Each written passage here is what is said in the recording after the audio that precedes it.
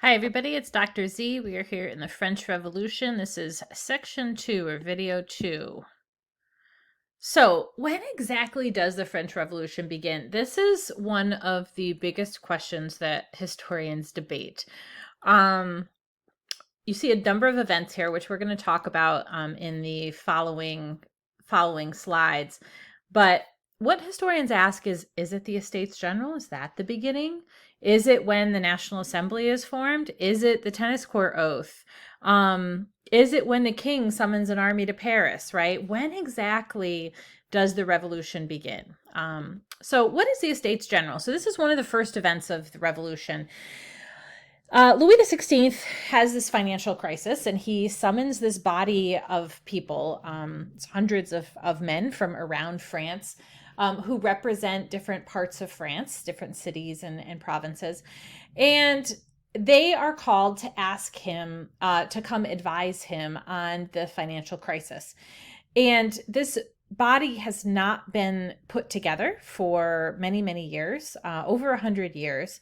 And so none of the men who are invited to the Estates General, invited to Versailles, have served in this position before in their lifetime. So they're all brand new at this. And they end up in a stalemate over how to vote. Do they vote by head, meaning every man gets one vote? Or do they vote by estate? And there's 3 estates. The third estate is the common people. All right. Above that is the nobility. That's the second estate. And the first estate is the clergy, right? So people who work for the church. If all of the clergy vote, right, amongst themselves, right, and then, there's 3 estates, okay, then 2 estates would always, you know, beat out the third estate. And the clergy and the nobility, the third estate would say, right, is the clergy and nobility would probably always vote together. And therefore, the commoners, the third estate, wouldn't have a vote at all. But there's some clergy who were born common, right? Maybe some nobility would side with the commoners now and then or side with the clergy, right? So a lot of the people in the third estate said, hey, we really should have a vote by head. And that voting, and so this took months. For a very long period of time. They were really in a stalemate going, how should we vote? Eventually, the third estate and priests from the National Assembly, we don't know exactly what happened on the day, but they were locked out of the Estates General. And they went to another building in Versailles, which is the tennis court.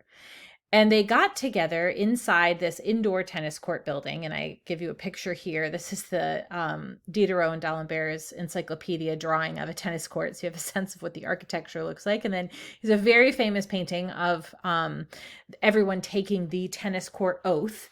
And they swear this tennis court oath. And what's the oath? They say, we will continue meeting until we draft a constitution. And that constitution will become the Declaration of the Rights of Man and Citizen, a very famous document in the French Revolution. So after this happens, after the tennis court oath, the king hears about this and he says, oh, yes, well, perhaps we should reform. But then he turns around and secretly starts summoning the army to Paris, which is going to freak a lot of people out because the people in Paris are going to say, oh my gosh, the royal army is coming from Versailles towards us. Why are they doing that? So we have the next series of events. I'm going to talk about each of these events in a subsequent slide here. But this is going to lead to the storming of the Bastille, the Great Fear, that Declaration of the Rights of Man and Citizen. That document will be written and drafted and signed. Nobility are going to start exiting France en masse, and women are going to march to Versailles. So let's talk about these events here. So one of the first events of the French Revolution is the storming of the Bastille. So people in Paris are they're getting news that 10 miles away, the King's Royal Army is starting to march towards Paris. They're like, oh my gosh, the army's marching towards us. What should we do? Let's go into the Bastille, which is an armory, okay, where there's guns and ammo and, bunch of weapons. Let's steal all of the guns, right? So that we can defend ourselves. Well, in the midst of doing that, they end up liberating a bunch of prisoners who are also in the Bastille. And the paintings, by the way, and the drawings of this event are very dramatic, as the one you see here. Okay. Most historians agree that this actually wasn't that big of an event. Certainly, as it's depicted here, it looks very dramatic. But what ends up happening is that people say, wait a minute, okay, the National Assembly, that group who got together on the tennis court, then needs to meet, right? And they have to be allowed to meet so that people will stop freaking out. But the freaking out continued, okay? And all through the summer of 1789 is what's called the Great Fear. So the people of Paris freaked out with the storming of the Bastille, right? Because the king's army was coming towards them. The commoners, the villagers, the farmers, all of the peasants around Paris in France, in the countryside, started, they didn't really understand what was going on at Versailles. They just knew something was going on, and they thought, oh, it's a noble conspiracy against us, right? They're going to come down hard on the peasants. So what did the peasants do? They went and entered the homes, of their feudal lords, of the nobility, found the documents of their servitude, burned them along with a bunch of noble houses, right? So the nobility is starting to freak out at all this because the peasants are freaking out, right? Through what is called the Great Fear. Meanwhile, back in Versailles, the men on the tennis court draft and sign the Declaration of the Rights of Man and Citizen, which is the Constitution of France and of the French Revolution. And I just want to give us a little bit of the text here. The first point is men are born and remain free and equal in rights. Social distinctions may be founded only upon the general good. So there goes the whole system of classes, right? No more class system. We don't have a first estate, second estate, third estate. There's no nobility. There's no clergy. There's no commoners. Every person, every man is born equal. Okay.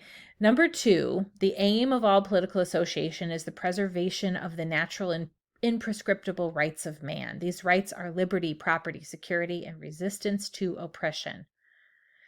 That is the driving force of what the government should do, right? So it doesn't say anything here about an absolute monarch. It doesn't say anything here about where the power comes from, right? But it's saying that all political association, all government, right, has to protect these rights, okay?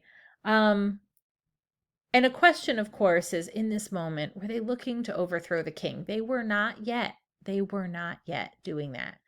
But here we go. Number 3, the principle of all sovereignty resides essentially in the nation. No body or individual, Louis XVI, may exercise any authority which does not proceed directly from the nation.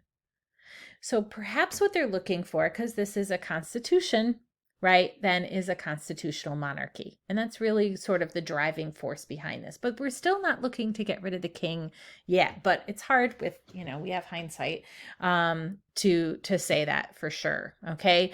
So the nobility starts to freak out and they leave. They're like, we are going to go live with our cousins in different foreign territories outside of France, right, until all of this blows over. Likewise, the economy collapses. There's massive inflation. The price of goods, bread, everything goes up. With the price of bread going up, the women in Paris start to say, we can't feed our families. What are we going to do? And so General Lafayette helps them get arms, organizes them, and all the women march to Versailles to petition the queen, Marie Antoinette. And when they get to Versailles, and you can see they're angry pikes, right? They do murder a few guards. There's some heads on pikes. They break into Versailles. They don't find her, though, but they want her to come back to Paris. And they say, look, you're a wife, you're a mother. You should understand we can't feed our children. So that is the beginning of the French Revolution. We will pause there. Section 3 is coming up. Stay tuned.